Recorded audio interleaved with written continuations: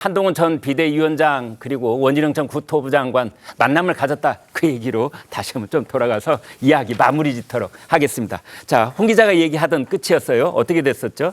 네, 말씀드리던 부분이 처음 우리 기자들도 온라인에 나온 목격담을 보고 두 사람의 만남을 알게 됐다라고는 부분이어서 다시 한번 말씀을 드리겠습니다. 네. 온라인 커뮤니티에 올라온 글인데요. 한 시민이 도곡동 딤섬집의 구체적인 이름을 거론하면서 그곳에서 두 사람을 봤다. 곧 기사가 나오지 않을까? 이런 내용이었습니다. 아, 그렇군요. 한동훈 위원장 목격담이 이어진 게 지금 세 번째인데 공식적 활동은 없이 이렇게 온라인으로 목격담이 전해지는 루트가 계속 반복되고 있습니다. 지난 1일 도곡동 집 부근에서 편안한 차림으로 누군가와 통화하는 모습이 처음이었고요. 네. 그리고 주말에는 양재도서관에서 책을 읽는 모습이 포착이 됐고 이어서 어제 또다시 목격담이 나온 겁니다. 그렇군요.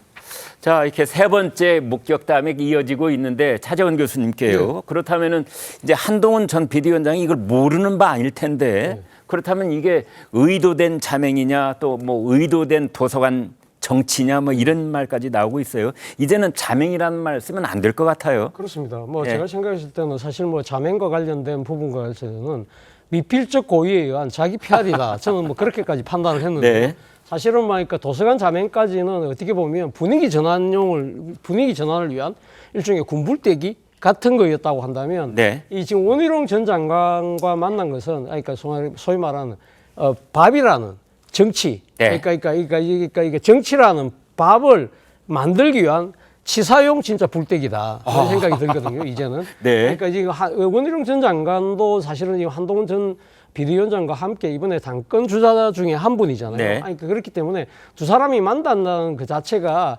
사실 거의 반공개적인 장소에서 만난다는 그 자체가 어떤 식으로든 정치적 의미로 지금 해석될 수밖에 없는 상황이라고 한다면 네. 이러한 효과를 한동훈 전 비대위원장뿐만 아니라 원희룡 전 장관도 노리고 아마 이 만남을 한 것 같아요. 그렇기 때문에 두 사람은 일단은 지금 만약에 전당대회와 관련해서 이야기를 하자고 한다면 사실은 경쟁 관계이기 때문에 전당대회에 대한 이야기는 저는 구체적으로 하지 않았을 거라고 봅니다만 네. 아마 서로의 의중을 탐색하는 그러한 시간을 가지면서 이 두 사람이 만남을 통해서 우리 둘이가 지금 정치적 기지개를 펴고 있다.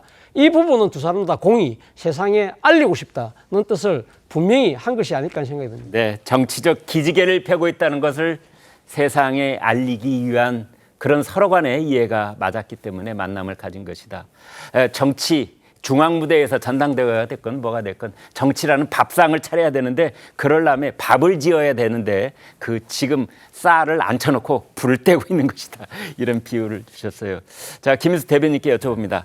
한동훈 전 비대위원장이 지금 머릿속으로 어떤 스케줄이 있을 거라고 저는 상상을 해보는데 그 스케줄이 뭡니까? 제가 알 수가 있나요?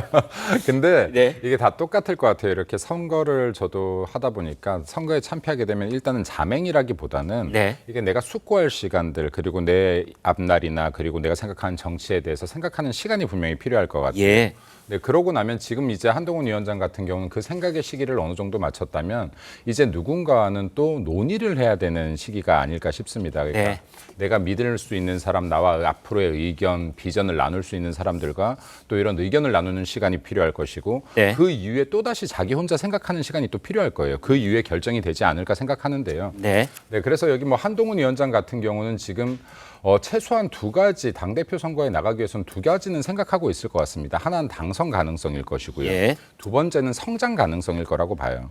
네, 그래서 당선 가능성만 따져서 되는 것이 아니라 이번 당대표가 정말 명예의 자리가 아닐 수도 있고 네. 또 이게 임기를 다 마치지 못할 수도 있고요. 네. 또 저도 이제 여기에 우리 당에 입당한 지 6년이 되어 가지만은 네. 저는 제가 입당한 이후에 당대표가 임기를 마치는 걸 보지 못했습니다. 네, 그리고 당대표가 되신 분들이 성장한 것도 보지 못했습니다. 네. 네, 그럼 지금 앞으로 2년 동안에 이 선거가 큰 선거가 없는 상황에서 네. 여기 한동훈 위원장이 더 고민해야 되는 것은 내가 만약 당대표에 나간다면 지금 108석 이 정말 작은 여당의 힘으로 네. 어떤 것들을 할 수 있고 민주당과 어떻게 대치하고 싸울 것이며 국민들께는 어떠한 비전을 보여줄 것이냐 고민할 것들이 많을 것 같아요. 그래서 그러한 부분들에 대해서 고민과 함께 이렇게 의미 있는 분들을 만남으로 인해서 또 잊혀져서 안 되지 않겠습니까? 네. 그래서 이런 부분들도 이제 행동을 조금씩은 시작하시되 이것이 곧 출마로 이어진다라고는 아직 단정 지을 수는 없는 단계가 아닐까라고 생각됩니다. 네.